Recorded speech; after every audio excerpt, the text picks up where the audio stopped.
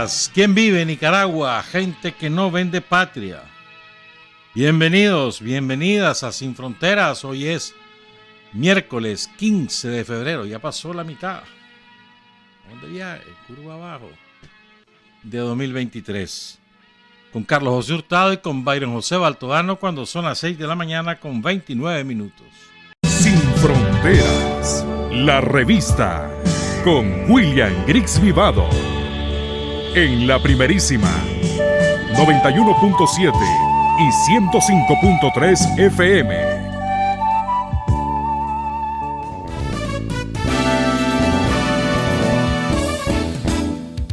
Sin fronteras para decir la verdad. Sin fronteras, trabajar, avanzar, combatir, vencer. Sin fronteras.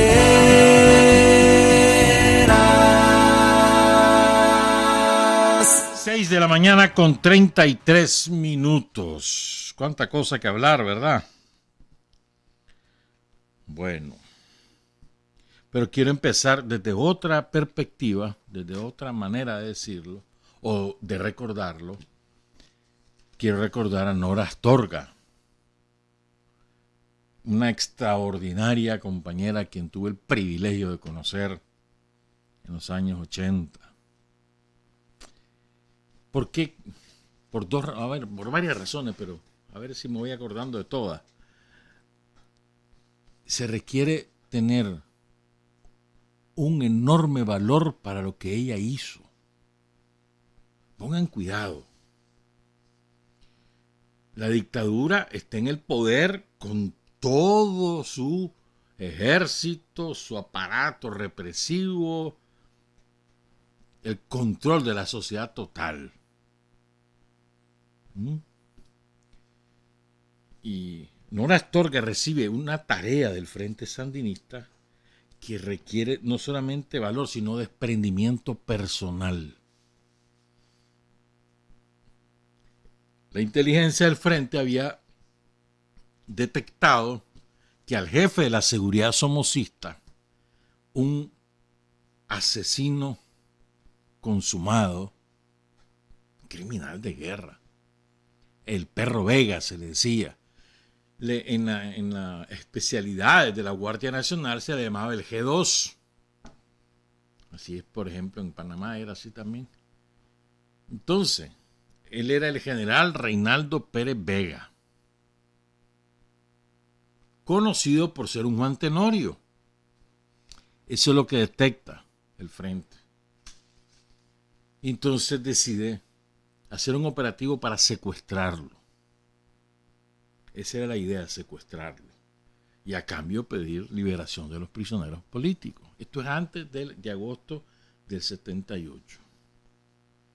¿Verdad?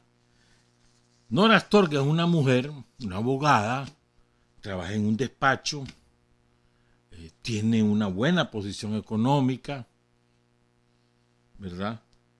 Ella en ese momento, ¿qué tendría? Bueno, no importa, había incluso estudiado algo de medicina, creo que en Estados Unidos. Era una mujer de profundas convicciones cristianas. Su familia era somocista, pero ella no. Ella conoce a Carlos Agüero en la UCA. Y Carlos Agüero es el que la incorpora al Frente Sandinista, ¿verdad? Entonces, era una mujer preciosa, pero además, más que era inteligente, agradable. O sea, vos podías... A ver, era difícil ponerte bravo con Nora Astorga. Yo diría que imposible, porque era una mujer tan dulce, tan agradable. Sonrisa a flor de labio, ¿verdad? Entonces, bueno, el caso es que le dan la tarea de acercarse, o permitir pues que el Perro Vega se le acerque, darle ala. Y el Frente iba a montar el operativo cuando estuvieran en la casa del Perro Vega, iban a montar el operativo para secuestrarlo. Pero el tipo, el perro, se resistió. Ella, el operativo lo denomina el héroe de los Saugales, pero lleva el nombre de Arnoldo Cuán, de Moisés Rivera y de Camilo Ortega. Camilo, que fue capturado en los Saugales, vapuleado, traído a Managua, y la golpiza aquí continúa y lo asesinan en la mesa de tortura. Ahí murió Camilo Ortega, ¿verdad? El caso es que ese es el nombre que lleva el operativo. El 8 de marzo de 1978. Entonces, la cosa se complica porque el tipo se resiste y lo tienen que matar. Norita pasa a la clandestinidad. Y, bueno, el perro Vega fue el que dirigió la tortura y el asesinato de Camilo Ortega, entre otros crímenes. Él enseñaba a torturar. Y ahí muere en su habitación. Eso fue un golpe enorme para Somoza y la dictadura. Y fue gracias a Nora Astorga. Entonces, ¿qué llevó a Norita Astorga? Primero, a militar en el Frente Sandinista y segundo, a dar ese paso gigantesco. O sea, qué clase de desprendimiento de mujer, ¿no? Ella ya estaba casada, pues tenía sus hijos. Y entonces, bueno,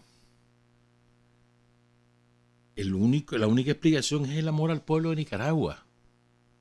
El compromiso con la causa del pueblo de Nicaragua. Eso es lo que la induce y la conduce. Porque una mujer de una posición económica buena, cómoda, con una carrera de derecho, trabajando en un despacho, ella tenía su vida hecha. O sea, no era por una condición de clase que se inspirara a ella a luchar contra Somoza, como ocurrió con la inmensa mayoría de los sandinistas que provenían de las clases empobrecidas y más oprimidas del país. Ella no, por convicción. Una convicción que proviene también de sus profundas creencias cristianas. A partir del cristianismo llega la convicción revolucionaria, es importante. Digamos, es un símbolo del cristianismo revolucionario, es Nora Astorga, como lo es Gaspar García, claro está, y otros muchos caídos, ¿no? Entonces, pues Nora se fue al Frente Sur embarazada. Ella anduvo. Hay una famosa foto de la Norita con el padre Gaspar García allá en el Frente Sur. Y la Norita ahí vestida de guerrillera. Po. Para mí, Nora Astorga es ejemplar. Y luego, cómo soportó, con qué estoicismo soportó el cáncer. Ella se lo detectan varios años antes y que finalmente fallece, ¿no?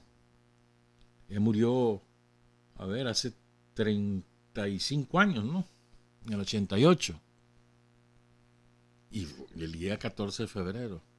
Ella era vicecanciller de la República, fue embajadora en Naciones Unidas, fue la principal abogada del Tribunal Popular Antisomocista. Ella se encargó de juzgar al somocismo con justicia, o sea, era una mujer ecuánime, no era vengativa. Y a muchos somocistas ella misma propuso a la dirección del frente y se puso en libertad algunos guardias, bastantes guardias, por propuesta de ella. O sea, con ecuanimidad, con un recto sentido de la justicia, como debe ser el ejercicio de la justicia, ¿no? Ella, antes de todo esto, después que Carlos Agüero la incorpora al frente, allá finales de los 60, principios de los 70 más bien, fue principios de los 70, aprovechando que ella tenía un vehículo, además su posición social, ella transportaba, por ejemplo, a Ricardo Morales, después que salió de la cárcel, 71, a José Benito, por ejemplo, ¿no? A ese nivel de confianza había con ella. Una mujer extraordinaria, con un valor inigualable. Una enorme pérdida. Cuando Norita murió, eso fue duro en el 88. Sabíamos que estaba enferma, que estaba luchando, y aquella mujer, ¿vos crees que se despegó de su trabajo? No. Honor y gloria a Nora Astorga, heroína de la revolución. Son las 6:43. Hablemos del abusador. Ayer, la Interpol Italia. A ver, ¿qué es la Interpol? La Interpol es la Policía Internacional. Es una especie, no es así pues, pero es una especie de federación de policías del mundo que comparten información de inteligencia o de otra naturaleza, y además tienen una estructura que les permite a ellos solicitar de un sitio a otro la detención, captura y deportación de delincuentes que han sido juzgados y condenados o que están siendo buscados. Ya. Nicaragua, por supuesto, pertenece a la Interpol. Creo que a la Interpol pertenecen prácticamente, si no toda, el 99% de las policías de todo el mundo. Cada policía tiene a un delegado que se encarga de las relaciones con la Interpol. Entonces, Interpol Italia solicita a Nicaragua búsqueda, captura y deportación de un abusador sexual que se llama Cosimo Damiano Muratori, conocido como Damián Muratori. El Fray Damián le decían, o el Fray Muratori. Este hombre, pongan cuidado, les vamos a presentar en pantalla para quienes nos están viendo por Facebook Live o después nos ven por YouTube. Ahí les vamos a ir presentando los enlaces a los medios italianos que informaron en 2019 la resolución de un tribunal de Perugia, que es una región de Italia, que condena por abuso sexual a 4 años y medio de prisión y a una multa de 25.000 euros a este cura, que abusó de una italiana en Guatemala. Y fue un proceso que llevó años. Ella demostró ante la justicia que era cierto lo que ella decía, y su abogada fue María Laura Antonini, la acusación particular de ella, además la fiscalía, claro está. ¿Cuándo ocurrieron los hechos? Vamos a contar lo que dicen estos diarios italianos. Por cierto, hay un video que incluso sacó uno de esos diarios, está sin sonido, así que solo es para que vean, pues está con títulos en italiano y demás. Dice el Umbría 24.it. Violencia sexual durante una misión en Guatemala. Un fraile condenado a 4 años y medio. Ex vicario provincial de la Orden de Hermanos Menores, acusado de abusar, no es italiana, la mujer es peruana, de una mujer peruana en 2009. En mayo de 2009, según el relato de la joven, el religioso había intentado abusar de ella en su despacho y ella había huido horrorizada del santuario Hermano Pedro ahí en Guatemala, caminando bajo la lluvia.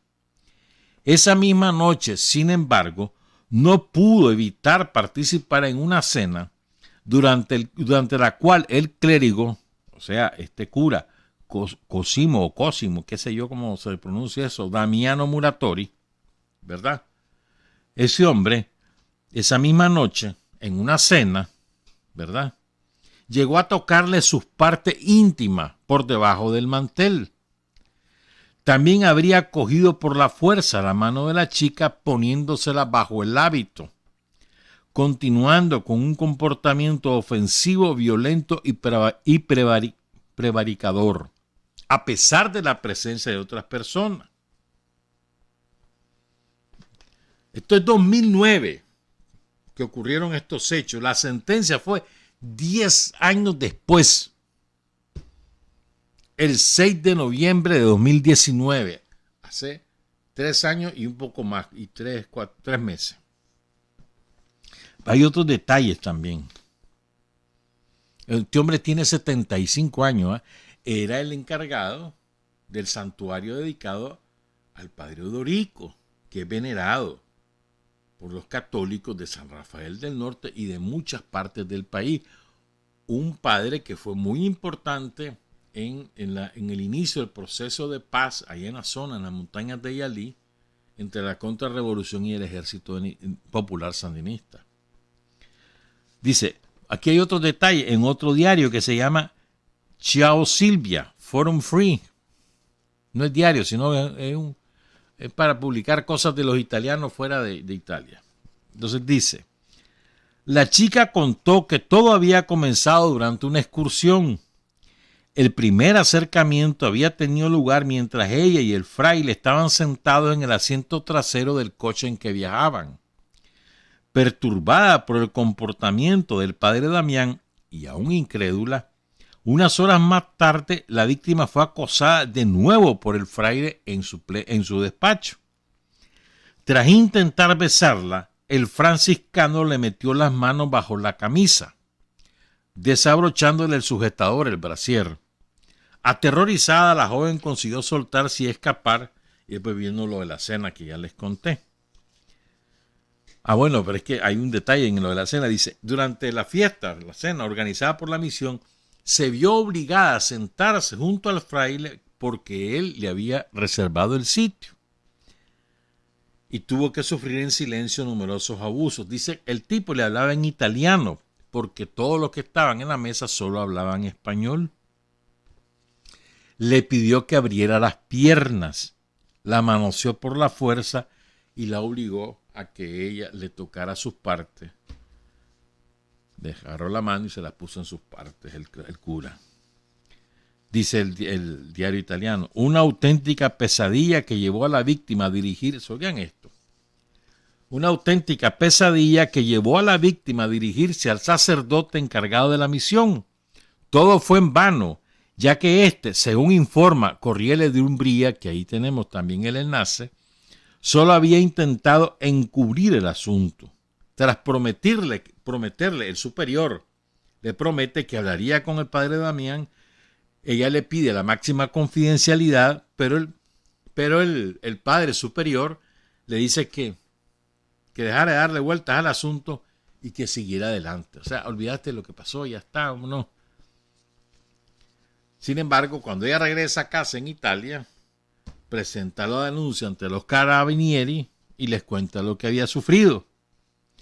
Pese a que ya para ese momento había sido amenazada por el curita, por el fraile.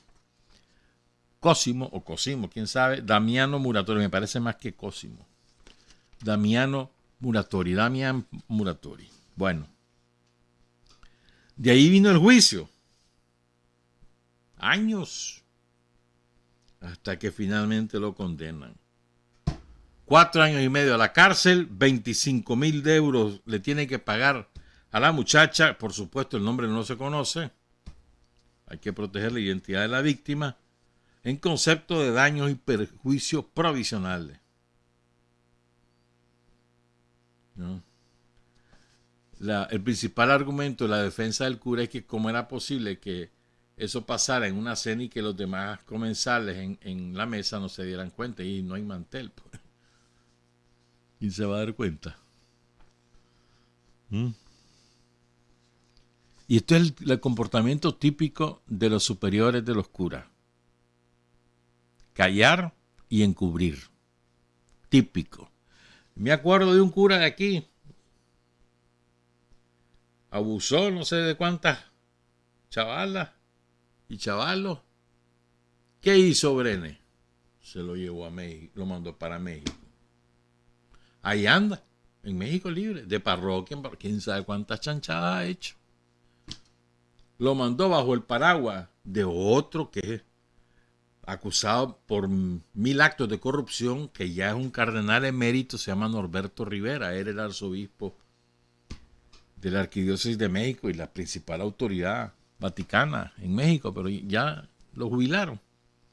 Pero le han sacado chanchada y media de todas las cosas que hizo ese viejo Norberto Rivera. Bueno, siempre ha sido el comportamiento. Y bueno, hay tantos los escándalos en Estados Unidos, en Austria, en Suiza, en Francia, en Italia, en España, en Alemania, en Australia. En América Latina no se diga. Uno más. Entonces, da la casualidad que el domingo el señor se había permitido decir 4 chanchadas sobre el gobierno de Nicaragua, siendo él un extranjero con residencia en Nicaragua, pero extranjero. Él no es nicaragüense, ni nacionalizado, ni mucho menos nacido. Trasladado aquí, supongo yo, después de semejante escándalo que hay en Italia y Guatemala, mejor lo sacan de Guatemala y lo mandan para acá. Entonces, el tipo no era la primera vez que hablaba chanchada sobre el gobierno del país donde él vive. No era la primera vez. Y además habían andado metido en cositas raras por ahí. Otro día te cuento. Entonces, se juntan las dos cosas. Primero, su comportamiento fuera de las normativas nacionales, al margen de la Constitución. Y segundo, la solicitud del Interpol, que vino, creo que fue la noche del lunes o ayer en la mañana. O sea, ya estaba, que vaya para a Italia, que vaya a responder por su delito, que pague los 25.000 euros. Que se vaya a la cárcel. Eso es su destino. ¿Estamos? Eso no es un problema de nosotros. Es un tribunal de Italia, repito, y una solicitud de Interpol Italia. No es una decisión de Nicaragua, que haya sido él sentenciado por abusador sexual. Fue allá en Italia. Repito, pueden buscar los medios italianos, pongan su nombre y ahí van a encontrar en el idioma italiano estos enlaces que yo les he transmitido y que les hemos presentado en el video. En Perugia. ¿Estamos claros? Ese es el caso del cura. No nos enredemos. 6:55. Bueno, a propósito de esto, otra vez está ocurriendo que el somocismo, que la contrarrevolución, que los yanquis han organizado una intensa campaña de mentiras para sembrar zozobra en la población a partir de la audaz decisión del gobierno de Nicaragua de expulsar y retirar la nacionalidad a los 222 tranqueros. Tranqueros ideológicos o tranqueros militares o tranqueros económicos o tranqueros políticos, no importa. Cualquiera de sus facetas, y hay de todo, una mezcla de todo. Los corre, y a partir de esa decisión, como ellos quedaron estupefactos. Reactivaron la fábrica de troles, de publicaciones en Twitter, en Instagram, en YouTube, en Facebook, por supuesto, que es lo más consumido por los nicaragüenses, en las redes sociales, en TikTok, unos inventos, hermano. Entonces vamos a hablar de 3 de los inventos. El primer invento que salió fue cuando la Asamblea Nacional aprueba la reforma constitucional que autoriza a los tribunales a retirar la condición de nicaragüense a aquellos que sean condenados por traición a la patria. ¿Estamos claros? Entonces, la Contra inventó, y lo peor es que se lo han creído mucho fuera de Nicaragua, el somocismo, de la mano de los yanquis, inventaron que los nicaragüenses que se habían ido del país después de 2018 también habían perdido la nacionalidad por esa ley. Y eso es una mentira del tamaño del planeta. Solamente pueden perder la nacionalidad aquellos que un tribunal de justicia los condene en sentencia firme por traición a la patria y que además ese tribunal aplique la ley, el artículo constitucional que ha sido aprobado y la ley respectiva para retirar la condición de nacional a los traidores. Solamente con resolución de un tribunal. Es decir, en este momento solo están sin esa condición los 222 que fueron juzgados, condenados, metidos a la cárcel y luego puestos en libertad y regresados a su patria, repatriados a Estados Unidos. No fueron expatriados, no. Fueron repatriados. ¿Cuál es la diferencia? Expatriado es que los sacas de su patria. Y repatriado es que los devolvés a su patria. Y eso fue lo que hicimos. Los repatriamos. ¿Me entendés? Solo ellos han perdido esa condición. Que son nacidos en Nicaragua y han perdido su condición de nicaragüense por esa razón, por traición a la patria y porque un tribunal los sentenció, los condenó y resolvió eso de retirarle la nacionalidad. Después nadie más. Incluso un amigo que me escribe de San Francisco me pregunta, mira, es que yo pienso volver ahorita porque ya tengo unos chambulines, no sé qué. ¿Vos crees que tenga problemas? ¿Es que andan diciendo esto? No, fíjate que es raro porque además dice, yo ya acabo de ir al consulado y ya me renovaron mi pasaporte y entonces, ¿me entendés? Así que nuestros compatriotas, por favor, no anden creyendo en mentiras, ¿verdad? Eso es falso de toda falsedad. Y a propósito, yo quiero agradecer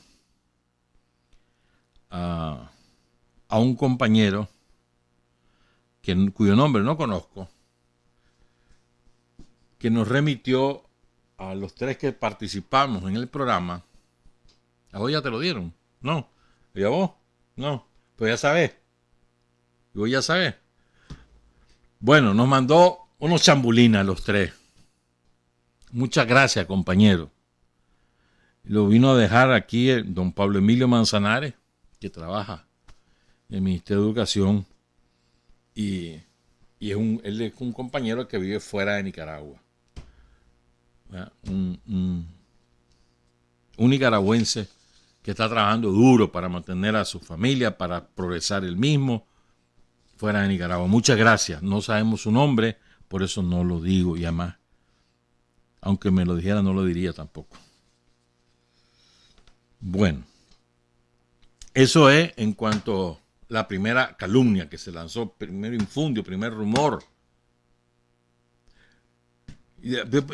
No voy a adelantar, voy a hacer una conclusión para el final. La segunda, vamos con la segunda. ¿Qué otra bola se lanzó? Se lanza que es prohibido, a partir de la resolución del Banco Central de hace una semana o 10 días, que ya ahora es prohibido que vos compres dólares o que tengas dólares. Eso es mentira. Eso es mentira. Entonces, me decía un amigo, a mí me llamaron 3 pulperas. Después me mandaron ahí una publicación diciendo que ya habían tenido una reunión con los bancos y que habían hecho esto y que no sé. ¡Mentira! Lo que está aprobado es que los establecimientos comerciales o de cualquier otra naturaleza deben fijar sus precios en córdobas, porque el Córdoba es la moneda nacional y que aquellos establecimientos que no obedezcan esta instrucción van a ser multados por tener sus precios en dólares. Eso es todo. Después, si quieres tener dólares, cosa tuya. Pero además, ahora las remesas, todo el mundo, todos los bancos y demás van a entregar el dinero en Córdoba. Porque además, y les quiero explicar esto a nuestros compatriotas, o sea, la devaluación ahora es de 1% al año. 1%. Te lo voy a poner en ejemplo así.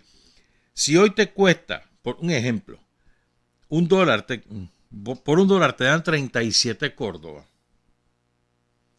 El 1% son 37 centavos en el año. O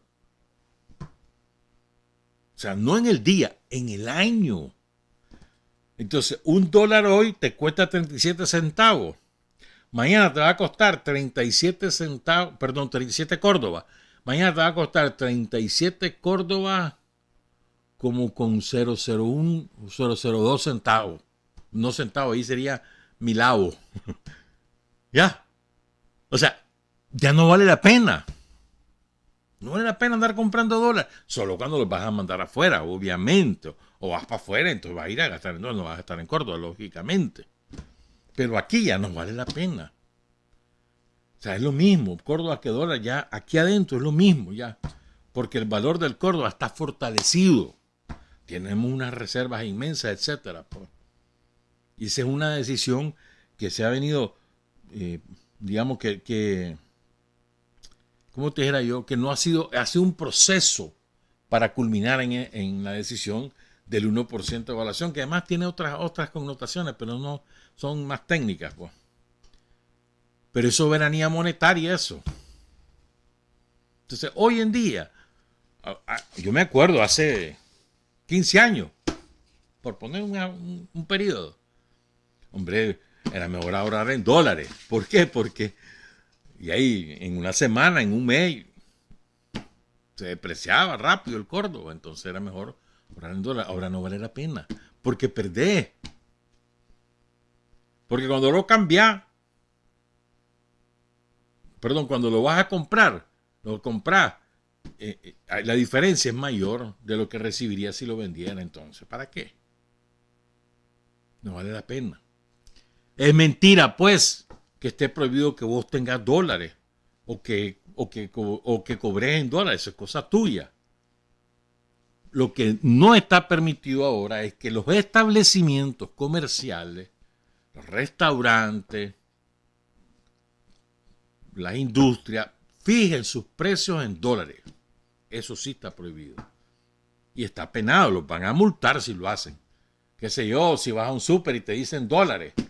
O si vas a una tienda de pintura y te dicen dólares. A una ferretería y te ponen dólares. Vos sabés a qué ferretería me refiero, ¿verdad? Que todo te lo ponen dólares. Ya no puede hacerlo. ¿Estamos claros? Esa es la segunda mentira. Y la tercera, que comenzó, antes hoy es miércoles, comenzó el viernes pasado, viernes pasado. Es que mira, el INSS está quebrado. Van a bajar las pensiones. Eso es mentira. Primero que es ilegal. El gobierno no puede reducir el monto de las pensiones, es ilegal. Además aquí se armaría una hecatombe que no jugando. Primero. Segundo, que es mentira que el INSS está en quiebra.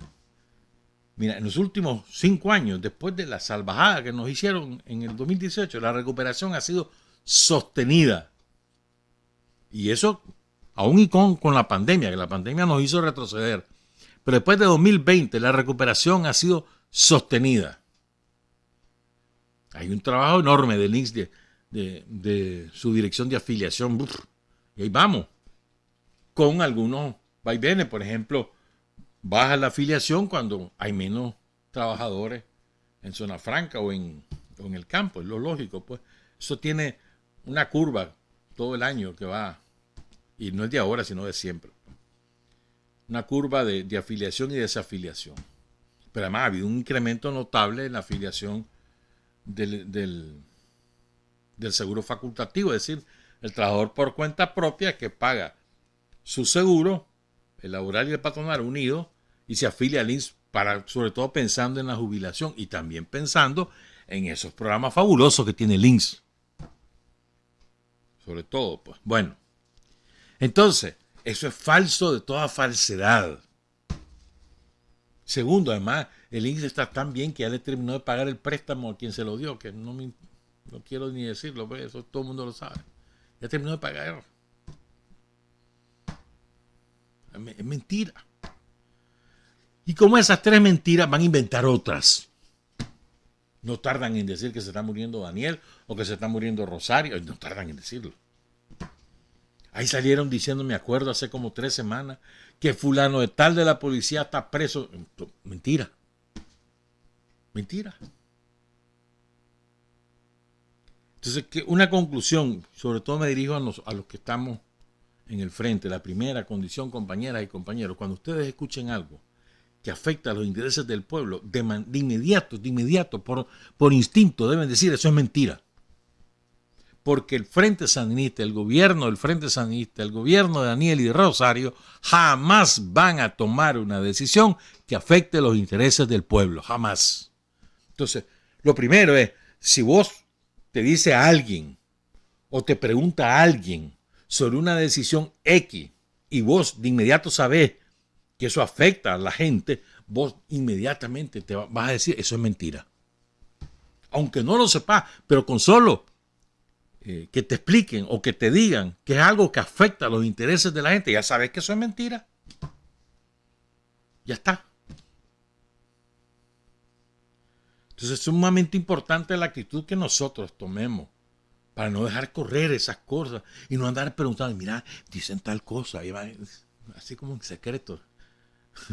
No, es cierto tal cosa. Mira, ¿qué es, hombre? Ya te digo, a vos alguien te dice, mira, voy a inventar, fíjate que dicen que la policía va a quebrar todos los celulares que encuentren en cualquier lado. Esa es una estupidez. O alguien inventa y dice, fíjate que dicen que van a confiscar todos los techos de las casas. Absurdo, ¿no? Bueno, así pues. Si hay alguien que te comenta de una supuesta decisión o de una supuesta medida o una supuesta ley que implica afectar los intereses del pueblo, de inmediato vos debés refutarlo, que eso es mentira. Porque el gobierno del Frente Sandinista jamás va a tomar una medida que afecte los intereses de la gente. Ténganlo 100% seguro y a las pruebas me remito. Cuando hay que tomar decisiones difíciles, por ejemplo, la crisis económica de 2008, ¿la recordás? Ya se te olvidó. ¿De eso hace cuánto? ¿Hace cuánto ya? 15 años. Va a cumplir 15 años. ¿Y qué fue lo que pasó en el 2008? ¿No te acordás? El gran crack financiero ahí en Estados Unidos, que quebraron la bolsa y la gente perdió miles de millones de dólares. Gente que tenía sobre todo estadounidenses y también de otras nacionalidades. Conozco un caso directo que tenían sus ahorros ahí metidos en acciones de no sé qué y por un crack perdieron todo. Y se armó una hecatombe mundial, entró en recesión todo el mundo. En esas durísimas condiciones que cayeron nuestras exportaciones, lógicamente cerraron montones de empleos de la zona franca. ¿Se acuerdan? El gobierno tomó la decisión que en las medidas internas que había que tomar, los ajustes que había que hacer, no se iba a despedir a un solo trabajador del Estado por esa razón. Por otra razón sí, pues, pero por esa razón, por un recorte presupuestario, sí, no se iba a tomar ningún tipo de medida que significara el despido de un trabajador. Te doy ese ejemplo. Te doy otro ejemplo. Mira cómo llevamos ya, ¿cuánto va a cumplir? 1 año va a cumplir ya. Ahorita, si hoy es 15, ¿no? Dentro de 9 días, es 1 año. ¿Verdad? Con la decisión de Rusia de empezar a defenderse de la guerra de la OTAN, se disparó el precio del petróleo. ¿Qué hizo el gobierno de Nicaragua? Muchas cosas, pero bueno, dos decisiones que te las quiero recordar. La primera, congeló el precio de los derivados del petróleo, gas para cocinar, diésel, sobre todo el transporte de carga y de pasajeros, gasolina regular y súper, los congeló y decidió subsidiar con su ahorro o con un préstamo del BESIE, subsidiar el precio del combustible y del gas. Todavía nos quedan, creo que vamos 11 meses o un poco más de 10 meses con el combustible subsidiado. Espérate, aquí lo tengo yo eso. Fíjate que lo guardé porque algún día lo voy a ocupar. Y vas a ver, espérame, sí, ya te lo voy a buscar. En Guatemala habían tomado la misma decisión de subsidiar. Pero te lo voy a mandar, ve, para que se lo pongas en pantalla. Esto es a partir del 1 de febrero. ¿Verdad? Entonces ellos decidieron, los guatemaltecos, el gobierno de Guatemala decidió cancelar el subsidio. Entonces, ¿sabes cuánto vale el cilindro de gas propano? A precio nicaragüense, el de 25 libras, vale como 600 córdobas. El de 25 libras, sin el subsidio. Aquí no, aquí seguimos con eso. Y la otra decisión, primero subsidiar los derivados del petróleo, excepto la gasolina de avión, ¿verdad? Esa no. Y el búnker sí.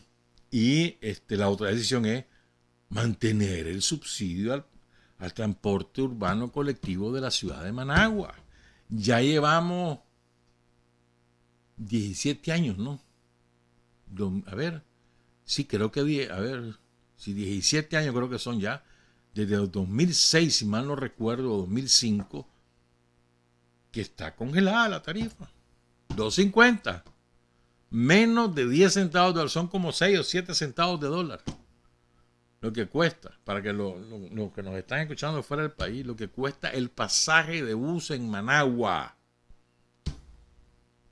¿Cuánto nos ahorramos en eso? Entonces, en resumen, ¿verdad? Oyen ustedes, leen ustedes, les consultan a ustedes, por lo que sea. Si es cierto o es mentira una X medida que supuestamente ha tomado el Estado de Nicaragua o el gobierno de Nicaragua, si ustedes leen, ven, oyen que esa medida afecta los intereses de la gente, de inmediato digan, eso es falso. Aunque después busquen mayor explicación, le investiguen lo que sea, pero de antemano ya está, eso es falso. Me parece a mí que eso es muy importante en nuestra conducta, pues, para no ser caja de resonancia, en primer lugar, consumo, en segundo lugar, de infundios, de mentiras, de calumnia. El rumor es un arma de un filo enorme. Hace un daño el rumor. Preguntarle a los que han sido víctimas de un rumor, de una mentira, o sea, media verdad o mentira. Preguntarle a las parejas que han sufrido eso, por ejemplo. Que le llegan a decir al marido, que le llegan a decir a la esposa, fíjate que la fulana o que el fulano lo vi salir de tal lado con no sé quién. O vieras cómo estaba todo pegadito. O viera ella cómo le sonreía. Y es mentira. ¿Y cómo destruyen matrimonio? Va a decir que no. O los rumores en los trabajos. Ya viste, parece que fulanito va para tal puesto, porque es que lo vi muy cerca. Seguro, ya lo nombraron. Ya le inventan además. Sí, ya vino la decisión de tal lado. Y ya le inventan más y ahí va, y crece la bola. Y es mentira. Vos y yo hemos sido víctimas de rumores, no me digas que no. La contra sabe que el rumor es pernicioso. El rumor divide, socava. Y lo usan. Nosotros tenemos que ser valladar, muro, para evitar que esos rumores crezcan, se agiganten, para cortarlos de raíces. Creo yo que esa es una contribución muy importante que nosotros como militantes, como sandinistas, le haríamos al proceso. Ser freno, ser muro, ser valladar contra los rumores, contra las mentiras, contra las calumnias, en las redes o en cualquier lado. En las paradas de buses se dicen unas cosas, hermano. Ahí me vino preguntando un día de esto una amiga. Fíjate que la parada tal y... No la voy a repetir porque no quiero ampliar el humor. Pero mujer, ponete razonable. Digo, a ver, esto más esto más esto. Sí, verdad, tenés razón. Qué babosa que fui, me dice. Efectivamente, qué babosa que fuiste. No anden creyendo. Así a la primera, no, hombre. Hay que buscar fuentes oficiales. A ver, la fuente más oficial que hay en Nicaragua, ¿cuál es? Hay dos. El 19 Digital y Multinoticias Canal 4. ¿Te querés confirmarse algo?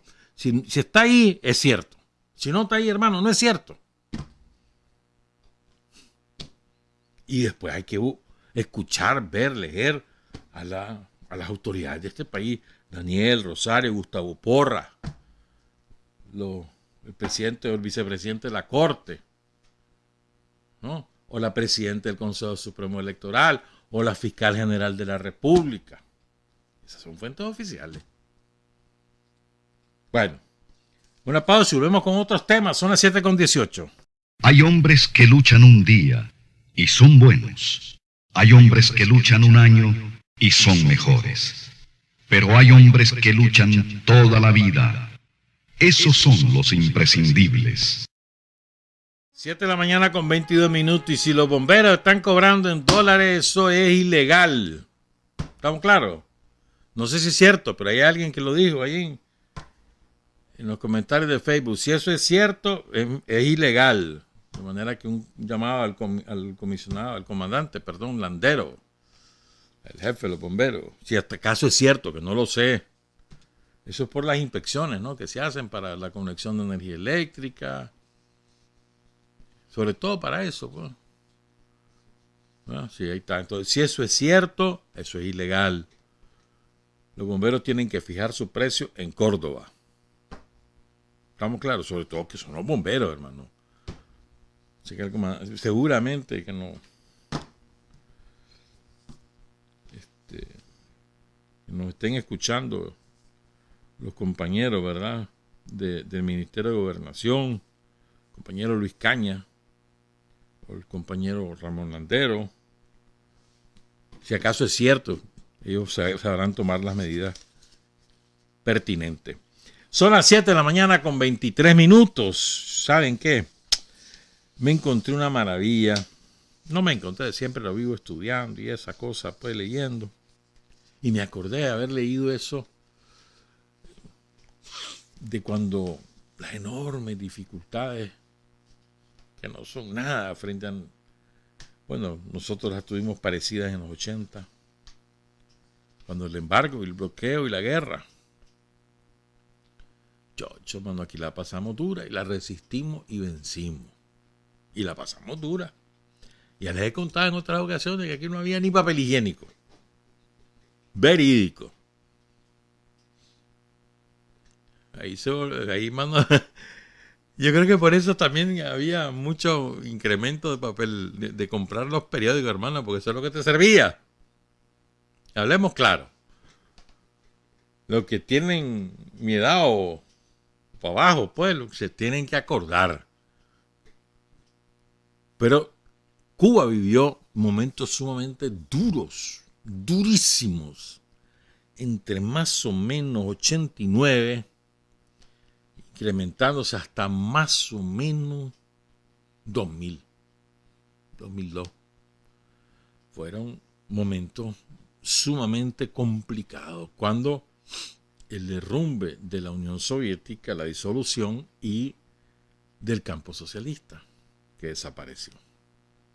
Era el principal mercado de Cuba, tanto para vender como para comprar, por la guerra de Estados Unidos contra Cuba, que impide a Cuba comprar en Estados Unidos y en otros países donde llevan, porque esa es una ley extraterritorial, la ley Helmburto, con un componente yanqui que llevan, ya no lo pueden comprar los cubanos, y los bancos son de los más salvajes, por ejemplo. Pero bueno, yo me acordaba que Fidel había hablado de esas cosas en varios discursos, pues, a lo largo de todos esos años. Fidel usó la comunicación directa con el pueblo intensamente a lo largo de toda su vida. sobre todo al principio de la revolución, en los primeros 4 o 5 años, que se tiraba hasta 12 horas hablando en el canal de televisión, en serio. Se sentaba en el estudio y empezaba a hablar aquel hombre. En los primeros años. Son memorables. Que ese Fidel era salvajada, como decíamos nosotros en aquellos tiempos, caballada. Y a él le decían el caballo, a Fidel. Los cubanos viejos le dicen el caballo. O sea, por lo que todo lo que significa en fuerza, en todo, ¿no? Resistencia. Bueno, el caso es que después lo usó muchísimo Fidel. Bueno, estoy hablando que se sentaba en la televisión, pero todo eso era transmitido en cadena de radio, ¿verdad? Y luego lo hizo muchísimo en el periodo especial. Allá en los años 60, para la crisis de octubre, que le llaman. O para la derrota de los Yankees en Playa Girón. Entonces, el Congreso del Partido Comunista, el evento político más importante en Cuba es el Congreso del Partido, que es cada 5 años. El Congreso del 92 fue sumamente complicado. Ya se sentían las consecuencias de la disolución de la Unión Soviética y había que tomar medidas durísimas. Por ejemplo, una de las medidas que más se estudió en Cuba, ya van a entender por qué le estoy contando esto, cuando la revolución triunfa, el principal producto de exportación y la principal fuente de empleo eran los ingenios azucareros y el azúcar y los ingenios azucareros. O sea, Cuba era conocida por eso, por exportar azúcar y ron, por supuesto. Y la ocupación era los ingenios azucareros y el corte de caña era a machete, hermano, a machete. Entonces, ¿verdad? Una de las grandes cosas que hizo la Revolución Cubana en los primeros años, ya después de la crisis de octubre, fue mecanizar el corte de la caña. Eso implicaba tractores, que sobre todo eran de Bielorrusia y de Alemania socialista. Implicaba tractores y muchas cosas más, y por lo tanto, gente que ya no trabajaba como obrero, como cañero, pues. Y además, los hijos de los cañeros comenzaron a estudiar, se graduaron en cualquier tipo de profesión y ya nadie quería trabajar en cortar caña, con lo difícil que es cortar caña de azúcar. Yo creo que en las dificultades de cortar así agrícola, las nuestras, pues, las de Nicaragua, por ejemplo, es algodón, que era una cosa espantosa, hermano, con aquellas espinas, aquel solazo, la caña, sobre todo después de la quema, todo aquel, el hollín, cómo te afectaba. Ya de último el café. El café era sabroso. Te pegaba uno, voy a hacer vulgar, ahí me disculpaba, una descachimbada que te pegaba en esos surcos, hermano. ¡Hala, chocho! Tal vez llevaba ya la mitad del canasto. Ya estamos hablando de la brigada voluntaria. Llevaba la mitad del canasto y como había llovido, todo aquello, el moho, pues, el fango. Y entonces medio que te tropezaba y caías de nalga, ya sabes de qué mejor. Ya iba reparando y todo, y se vació el canasto. Pero, y el frío, pues.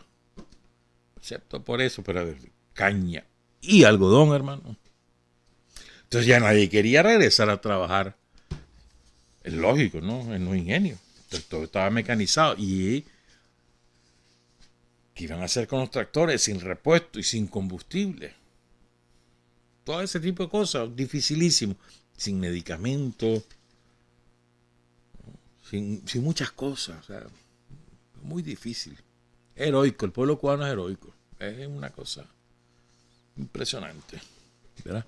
Ojalá que la generación que ahora conduce Cuba sepa ser leal a todo lo que hizo la dirigencia revolucionaria y el pueblo cubano a lo largo de estos 60 y pico de años. Entre otras cosas, construyeron patria. Antes de la Revolución Cubana no había patria cubana, había una sucursal de los casinos de Miami y de la mafia. Eso está documentado y peliculado. Si existe ese verso que no existe, ¿verdad? Pero ya saben a qué me refiero. Si ustedes vieron, por ejemplo, la saga del Padrino, en El Padrino 2 está clarísimo, y eso es verídico.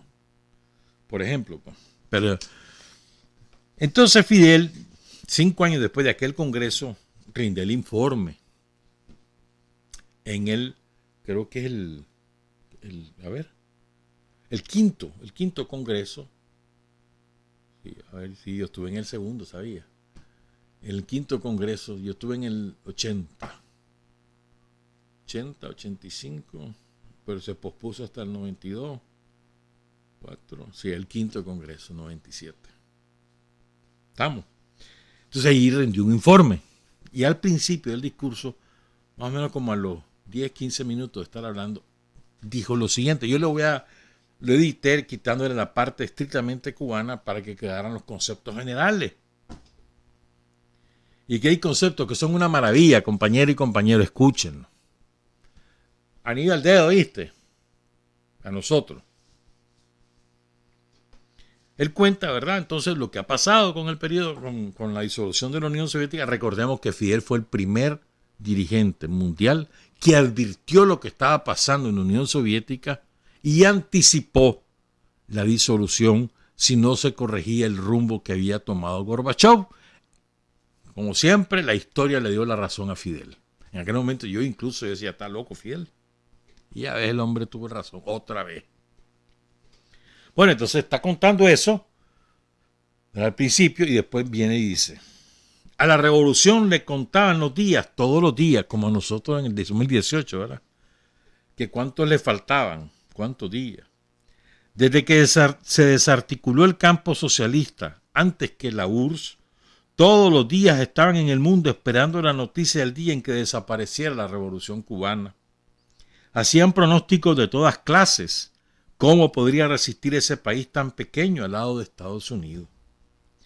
De modo que más que nunca la cuestión de la defensa, sin ningún tipo de símbolo, ya había Gorbachov ya negociaba la salida de un contingente militar que tenía la Unión Soviética en Cuba, la negoció con Estados Unidos y la mandó a sacar antes de la disolución. Entonces dice, a partir de ese momento, dice Fidel, más que nunca la cuestión de la defensa sin ningún tipo de símbolo era cuestión nuestra, era tarea nuestra, esfuerzo nuestro. En el momento en que el enemigo histórico, el que pretendía apoderarse de Cuba a lo largo de mucho tiempo, el que nunca renunció a arrebatarnos nuestra independencia, se hizo más poderoso que nunca, se convirtió en la única gran potencia y estableció su hegemonía unipolar. ¿Estamos claros? Este concepto es importante, dice Fidel. El que pretendía apoderarse de Cuba, pónganle a Nicaragua, a lo largo de mucho tiempo, y así fue, nosotros llevamos 2 siglos en esto, el que nunca renunció a arrebatarnos nuestra independencia. Eso es lo que nos pasa a nosotros. Sigue Fidel, oigan esto es lo que más me importa. Bueno, esto, lo que sigue, todo lo que sigue, van a oír. ¿Qué íbamos a hacer nosotros? Doblegarnos, rendirnos. Y eso es lo que pedían de Cuba, la rendición incondicional, la entrega total de la nación y del pueblo a los enemigos de la nación y del pueblo, la renuncia de todas nuestras conquistas, la renuncia a nuestras ideas y de nuestros ideales. Había que plegar toda la bandera. Eso pretendían imponernos, subestimando, tal vez despreciando nuestra capacidad de luchar. No podíamos rendirnos, no podíamos claudicar. No habría sido digno de la historia de este país. No habría sido digno de lo que hicieron nuestros antepasados. No habría sido digno de las decenas de miles que murieron en nuestras luchas por la independencia. No habría sido digno de las generaciones que lucharon en la República mediatizada. No habría sido digno de aquellos hombres que la cayeron enarbolando la bandera y los derechos e intereses de los trabajadores. No habría sido digno de los que murieron en la lucha de la Sierra Maestra, de la guerrilla. No habría sido digno de los que dieron su vida luchando contra las acciones de los contrarrevolucionarios al servicio del imperialismo. No habría sido digno tampoco de los que lucharon y murieron en la clandestinidad. No habría sido digno de los que murieron en Girón o en el Escambray. En Girón, en la invasión yanqui, en el Escambray, contra las bandas contrarrevolucionarias. No habría sido digno de los que cayeron cumpliendo honrosas y sagradas misiones internacionalistas. No habría sido digno del Che. No habría sido digno de su hermano de invasión y de proezas que fue Camilo. No habría sido digno de un pueblo que cuando lo apuntaban por decena las armas nucleares no vaciló ni un segundo en correr los riesgos y en mantenerse firme. No habría sido digno de aquel pueblo de la crisis de octubre. Voy a tirarlo a Nicaragua. Rendirse no sería digno de los que murieron en San Jacinto, de los que murieron resistiendo la invasión española, de aquellas mujeres que se negaron a parirle hijos a sus maridos,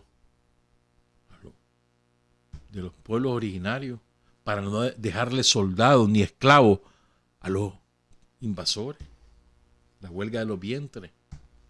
No sería digno de aquellos que mataron los criollos porque luchaban por sus derechos como indios. No habría sido digno de los indios de Sébaco y su rebelión contra la opresión de los terratenientes que les arrebataban sus tierras. No sería digno de Diriangén y de todos esos indios que se tiran al barranco, prefieren suicidarse antes que ser esclavizados. No sería digno de todos ellos. Y por supuesto de Sandino, de los miles de campesinos asesinados por los yanquis, arrasados sus ranchos, sus cultivos, asesinados niños, mujeres, ancianos en las Segovias. O de todo lo que cayeron luchando en el ejército defensor de la soberanía nacional. No sería digno de Sandino, de Celedón, de Rigoberto López Pérez, de Carlos Fonseca, de Silvio Mayorga, de Luis Amán de Espinosa, de Arlenciú, de Julita Pomares, Herrera de Pomares, de Milde de Abaunza, de Carlos Agüero, de Pedro Arauz, de Ricardo Morales, de Oscar Turcio, de Julio Buitrago, de Leonel Rugama. No sería digno. El rendirse no sería digno. Y de toda la epopeya del pueblo de Nicaragua en los años 80, resistiendo y venciendo. No sería digno el rendirse, el doblegarnos, el renunciar, el entregar al país y al pueblo a los yanquis. Eso no sería digno ni de nosotros mismos, ni de todos los que nos antecedieron. Sigo con lo que decía Fidel. ¿Con qué nos amenazaban? Con desaparecernos. Y hoy en día, hermano, ¿qué pasa con nosotros? No nos amenazan con desaparecernos. Sigue Fidel. Bueno, dice, desaparezcámonos, desaparezcannos. Pero no plegamos nuestras banderas. No rendimos nuestras banderas.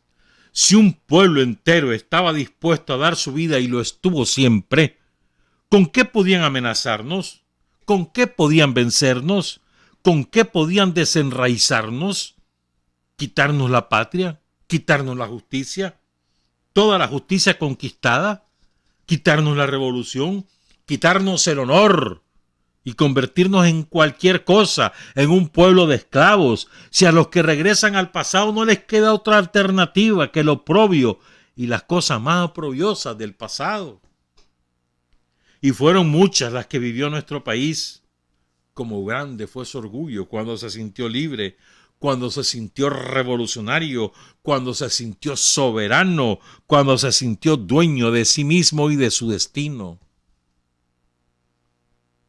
Todas estas palabras, todos estos conceptos son nuestros también. Y sigo con lo que dice Fidel en este discurso, ¿verdad?, en el informe central al 5º Congreso del Partido Comunista de Cuba, el 8 de octubre de 1997. Nada más y nada menos que en el 97, 20 años del asesinato del Che Guevara. Por eso se hizo ese día. Sigo, y aquí otro concepto esencial, compañero, y él usa esa palabra, por cierto. Esta es una lucha, antes. Y ya existía ese imperio muy poderoso, pero estábamos aquí por las virtudes y la fuerza de nuestro pueblo, no por las virtudes de otros o la fuerza de otros. Estábamos aquí porque nuestra causa era justa, porque teníamos derecho a tener aquello que tanto tiempo anhelábamos y aspiramos.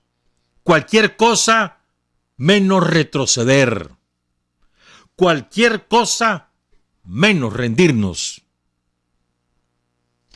Y dice Fidel, esta es una lucha y en la lucha lo esencial es el pueblo, su conciencia, su disposición de combate, su espíritu de sacrificio, su sentido del honor, su libertad, su independencia.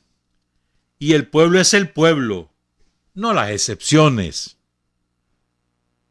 El pueblo es aquel que siempre sorprende a todos con sus virtudes, el que no se desalienta por las acciones de aquellos que se cansan, o se rinden, o se pasan al enemigo, o vacilan, o carecen de los valores que realmente hacen acreedores a cualquier ser humano a llamarse hombre o a llamarse mujer.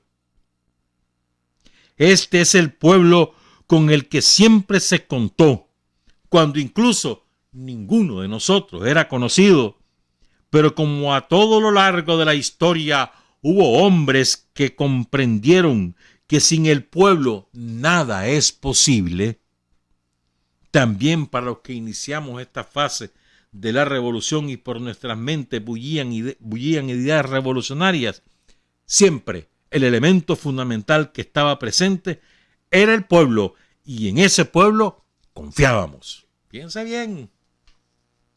Conceptos ideológicos que son válidos para Cuba, para Nicaragua, para Venezuela, para cualquier pueblo del mundo.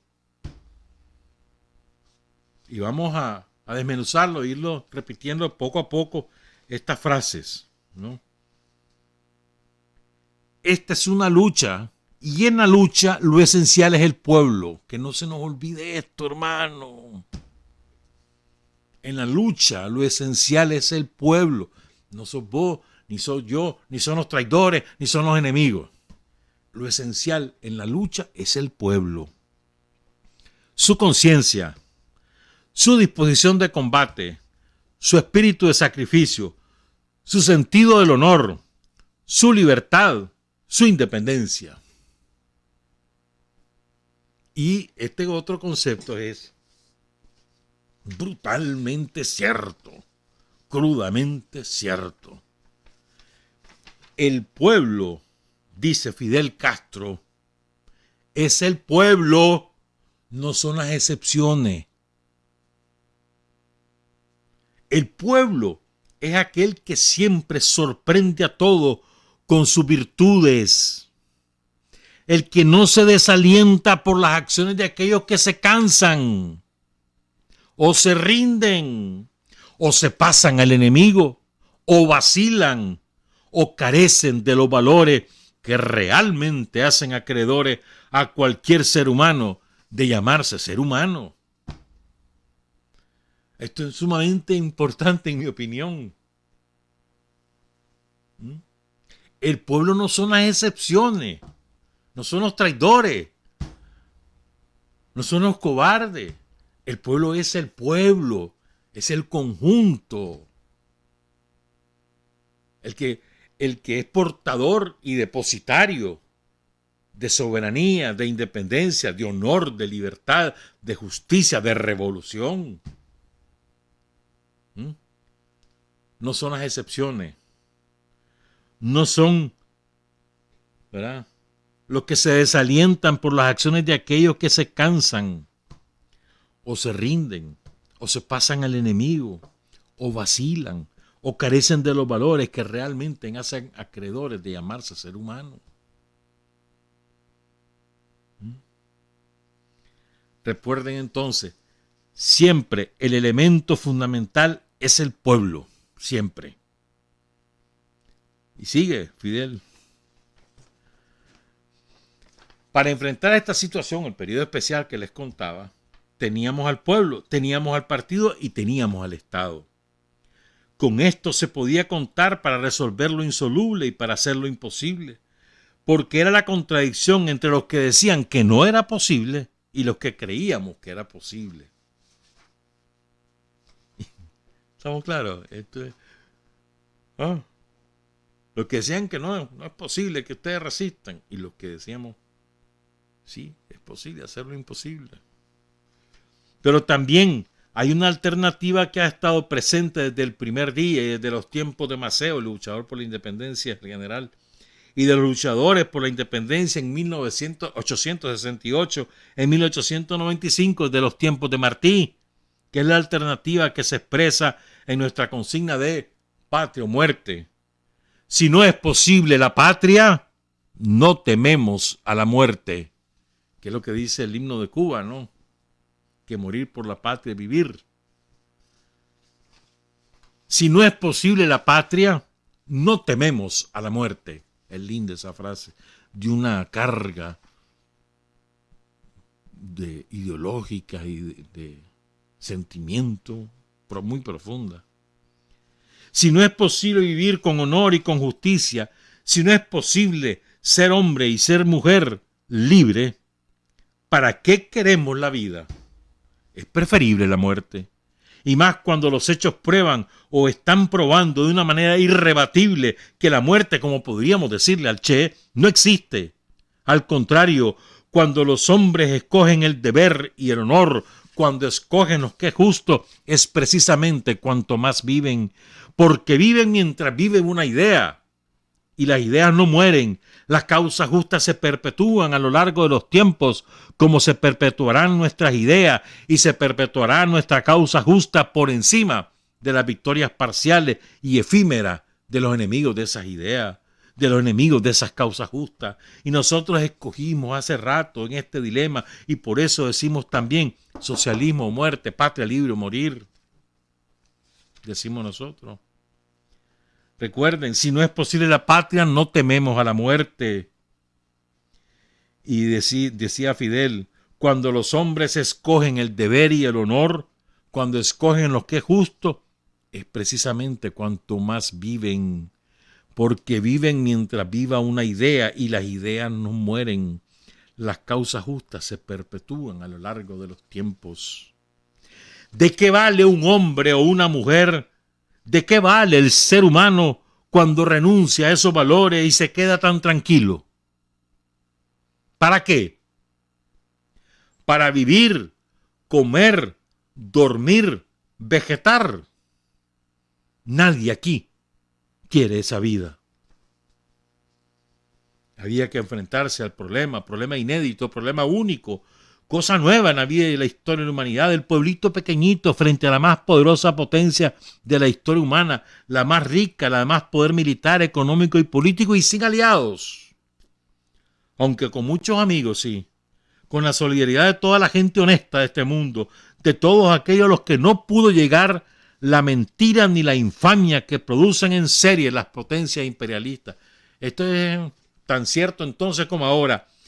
La mentira y la infamia que producen en serie las potencias imperialistas y armas tan poderosas como las nucleares que consisten en envenenar las mentes, que consisten en engañar al hombre, en envilecerlo, en hacerlo vil, en convencerlo incluso de que ser esclavo es ser bueno o es bueno. Voy a repetir esto, hermano. La mentira y la infamia que producen en serie las potencias imperialistas y armas tan poderosas como las nucleares, que consisten en envenenar las mentes, en engañar al hombre, en envilecerlo, en convencerlo incluso de que ser esclavo es bueno. Eso es lo que pretenden cuando de todas formas afirman, reafirman y juran que el imperialismo es bueno, que es noble, que es santo, que es un sistema de derechos humanos y de democracia, que el capitalismo es bueno, que es noble, que la humanidad todo tiene que esperarlo del capitalismo y que las horribles desgracias del mundo no tienen nada que ver con el capitalismo. Según esa filosofía, ni las colonias, ni el coloniaje, ni la esclavitud, ni el exterminio, ni el genocidio, ni todos los crímenes que se han cometido en la historia humana en nombre del egoísmo y las ambiciones del capitalismo, nada tiene que ver con el capitalismo. Todos esos crímenes, no. El capitalismo es santo, es lindo el capitalismo. Eso te quieren enseñar. Contra esa mentira nos hemos enfrentado. Y los que en el mundo creen en Cuba están inmunizados de esas mentiras y son muchos. Hay pueblos amigos, pueblos enteros que son amigos que defienden ideas similares a las nuestras, cada uno a su manera, cada uno con sus métodos. Siempre respetuoso, Fidel, ¿verdad? Defienden ideas similares a la nuestra, cada uno a su manera. Cada uno con sus métodos. Todos los que en el mundo tienen capacidad de reflexionar, de pensar y de profundizar, admiran, respetan y reconocen a Cuba. Si no, dice Fidel, ¿por qué el Che es toda una leyenda en el mundo? Es todo un símbolo, reconocido cada vez más hasta por los propios enemigos. El Che, marxista-leninista. El Che, socialista y comunista. El Che patriota. El Che internacionalista. El Che ejemplo. El Che hombre con las excepcionales virtudes de un verdadero revolucionario con su 100% de pureza. No es porque fuera comerciante u hombre de empresa o explotador de obreros y campesinos, ni falso demócrata, ni hombre sumiso, o porque pensara que el imperialismo era bueno y el capitalismo era bueno, sino todo lo contrario.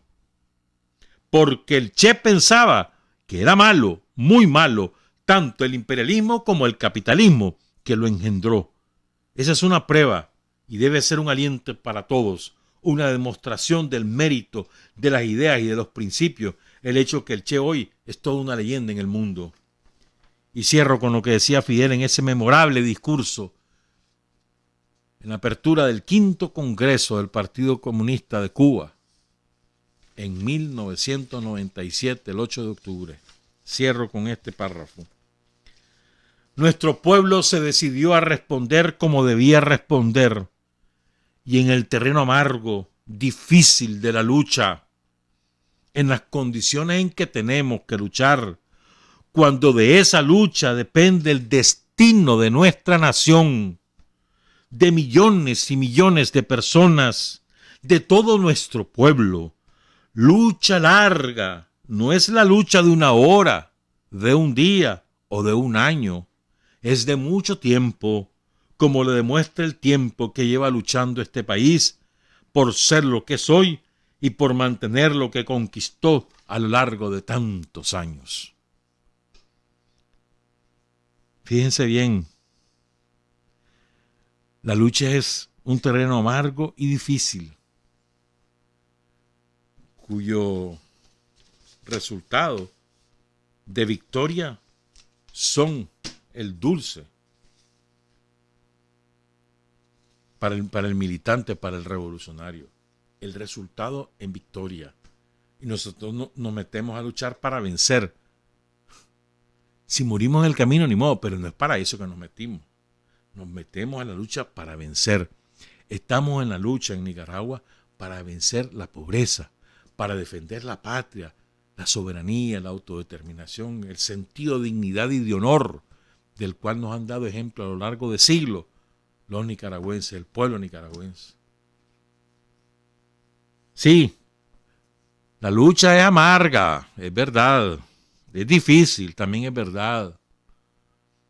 Es permanente, no tiene fin, no es para cansarse, ni mucho menos para traicionar.